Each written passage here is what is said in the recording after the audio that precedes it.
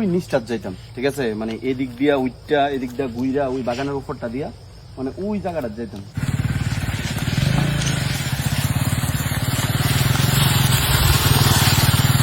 বাইকের তো দম আছে ভাই, বিদ্যা বাইকের দম আছে, সত্যি কথা বলতে বন্ধুরা, বাইকের প্রচুর দম। প্ল্যান তো করতেছি বন্ধুরা, বাইক লিয়ে যাবো লাদাখের লেগে, কিনছি বাইক কিছু অফরোডিং টফরোডিং করণের লেগে। কিন্তু বন্ধুরা লাদাখের এদিকে রাস্তা প্রচন্ড খারাপ, ঠিক আছে, মানে কিতা কইতাম, মানে খুবই খারাপ। তো আমি কই না আমার বাইকটা যাওয়ানোর আগে একটু টেস্ট করে দেখি অফরোডিং করে। এখন আমরা আছি এই জায়গাটা, ঠিক আছে, এদিকে এখন আছি এই জায়গা। তো ভাবতাছি আমি বাইকটা লইয়া ওই নিচটার যাইতাম, ঠিক আছে, মানে এদিক দিয়া উইটা এদিক দিয়া গুইরা ওই বাগানের উপরটা দিয়া মানে ওই জায়গাটা যাইতাম। তো তোমরা কি তাকে উঠবনি? মানে এই রাস্তাটা আমি মনে করি লাদাখের থেকে বহুত ভালো, ঠিক আছে। এটা যদি উইটা জায়গা তাহলে লাদাখে মানে প্রস্তুতি করতে পারো নাকি তা। চলো দেখা যাক, আর ভিডিওটা দেখতে দাও, ভালো লাগলে একটু শেয়ার টেয়ার মাইরা দিও আর কি। চলো দেখি।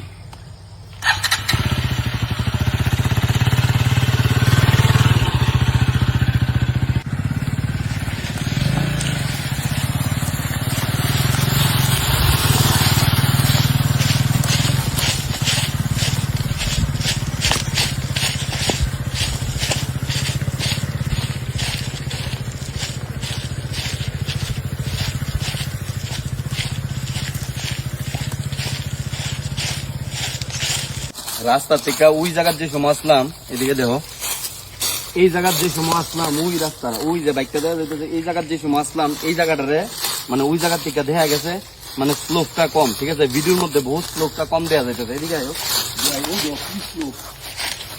লামান যাইতো না, কারণ লাদাখের এদিকে রাস্তা খারাপ, এটা আমি মানি, কিন্তু এমন তো তার রাবারের শিগর টিগর থাকতো না, বুঝছো না, কিতা কইছি, শিগর পাতা এটা দিয়ে লামাইতে গেলে আছে না ভেজাল হয়ে যাবো, মানে পয়লা যাবো, আমি ড্যামেজ করতে পারতাম।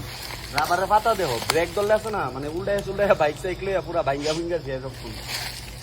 আমার হিসাবে লামানটা ঠিক হইতো না, এটা বুঝলো, ভাবছিলাম এই জায়গার মধ্যে কিছু অফরোডিং করুন, আবার বাইকটাতে তুলুন, কিন্তু বাইকটা আছে না পুরা ভাঙ্গা ভিঙ্গা দেবো সব দিক দিয়ে এমন তোর, মানে দূরের থেকে দেওয়া যাইতেছে কি জানো নি, মানে ইয়াটা কম, স্লোপটা কম, সামনে আইলে দেওয়া যাইতেছে একদম খারাপ। তুমি দেখো এই সাইডটা দেখো তোমরা, এই দেখো এই সাইডটা দেখো, দেখছো একদম কিভাবে খারাপ হয়ে গেছে। কিন্তু দূরের থেকে যে সময় আমরা দেখছি না ওই রাস্তার থেকে দেখা গেছে একদমই তো মনে হয় না এই জায়গাটা তো অফরোডিং করতে পারো, ঠিক আছে, মানে অন্য জায়গায় যেতে গইব অফরোডিং করতে, এই জায়গাটা আর করতে পারতাম না।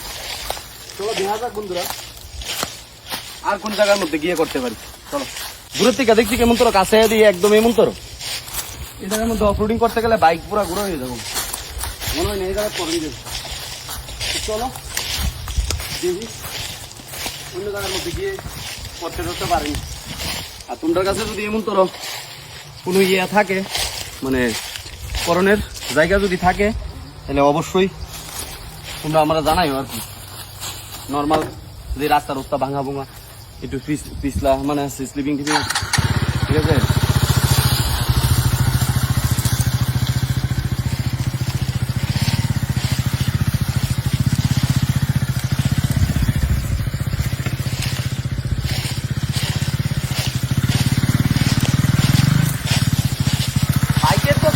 ভাই বিদ্যা বাইকের দম আছে, সত্যি কথা বলতে বন্ধুরা, বাইকের প্রচুর দম।